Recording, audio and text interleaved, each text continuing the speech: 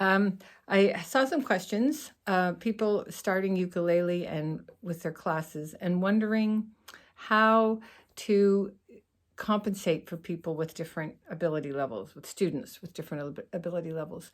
So I'm going to talk a little bit about differentiated instruction. When I start with a group of students that I don't know that well, the first question I ask is, has anyone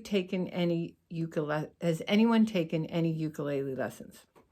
I say lessons because it could be, anybody can pick up a ukulele and fiddle around with it, but that doesn't mean they've taken real lessons. Then the second question I ask is anyone taken any guitar lessons? So that right away gives me the 2 or 3 people in the class with some previous experience that I can keep an eye on. And if they truly are doing well, then I've got some resources there. I think we have to give up the idea that every student has to be challenged all the time. If they've played an instrument before, one of the ukulele or guitar before, and they're going to find this easy, especially at the beginning, that doesn't mean they're not going to learn anything from you. That means that their previous experience means it's not going to be as much of a challenge for them as it is for the others. But that's okay. Everybody doesn't need to be challenged all day in school. That gets a little tiring. And again, I don't need to find other things for them to do. So for example, I said in one of my earlier videos, when I start teaching, I start with the C chord. And we play the C chord and we practice strumming with our finger. Then the next chord we do is A minor. And we practice that for a few minutes, for 30 seconds or so. And then I say, all right, half the class is going to play the C chord, half of the class will play A minor. And when we switch, it goes strum, strum, strum, strum, A minor, strum, strum, strum, strum, C, strum, strum, and back and forth a few times, so that they understand that when you change chords, there isn't a space in there for you to change, that the beat goes on. Could be a show. Anyway, then I have the 2 groups switch, and then I say, if there's anyone here who thinks they can play both chords without taking time off to switch and without looking at their fingers, they're welcome to try it. And then when they're playing it and I'm directing it, I'm watching to see that those people who said they had previous lessons, are they coping or not? And if they are, then they weren't exaggerating their abilities, which sometimes happens.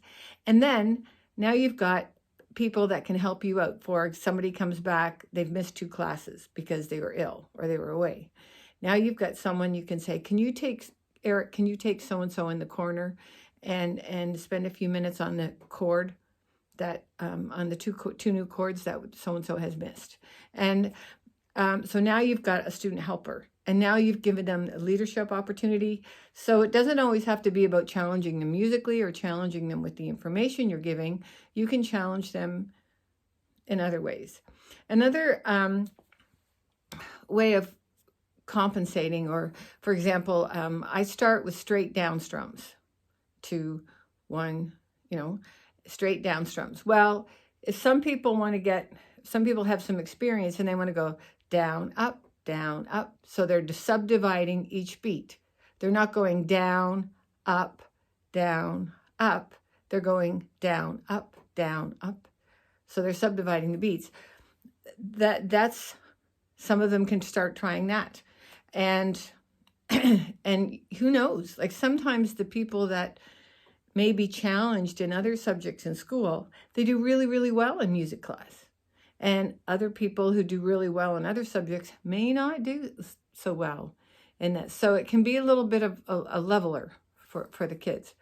But so that's when you've got students with previous experience and you're worried about keeping them entertained or feeling like their time is valuable. On the other end of the spectrum, you have kids that really struggle with fine motor. And I always suggest they choose their challenge. So if we've got a song we're working on, for example, with C, A minor, and F, the first 3 chords that I teach. Well, maybe I'll suggest that they do just A minor and F. And all they're doing is A minor is 1 finger. They add a finger to make it F. They take that finger off to go back to A minor. And if there's a C chord, they stop playing and come back in. And what that does is they're still reading music because they have to know when to play. And I know I've mentioned that before. But the idea is they're choosing their own particular challenge. And then at the end, I say, okay, who chose to play regardless of what you chose to play, how many people, give yourself a mark out of 5, 3, 4, 3, whatever. And it's based on what the goal was that they set for themselves. It's not based on being perfect. It's not based on matching what they think my ideal might be. It's all about matching their goal. So sometimes I see kids that try to play all the chords and they get behind and they don't get any of them. And so it's better to play 2 well or 3 well than it is to try to play all of them and miss. So I always try to give them that opportunity. Hopefully this is some help, but truly, if you've got someone in your class and they've played before and they're finding it really easy, it's okay to look at them and just give them a little, like, you see that they got it. You see that they did it. And they're being affirmed because they find it easy and they're doing very well. Now they're on your side, but you don't have to teach everything, or you don't have to always be teaching something to every student. Doesn't hurt them to say, well, music is easy for me right now, but maybe another unit of music would be more difficult. It's hard to say. So don't be too hard on yourself. Just make sure you give them a little acknowledgement that you see they're doing well and they understand, and you'll have them on your side. Take care. See you next time.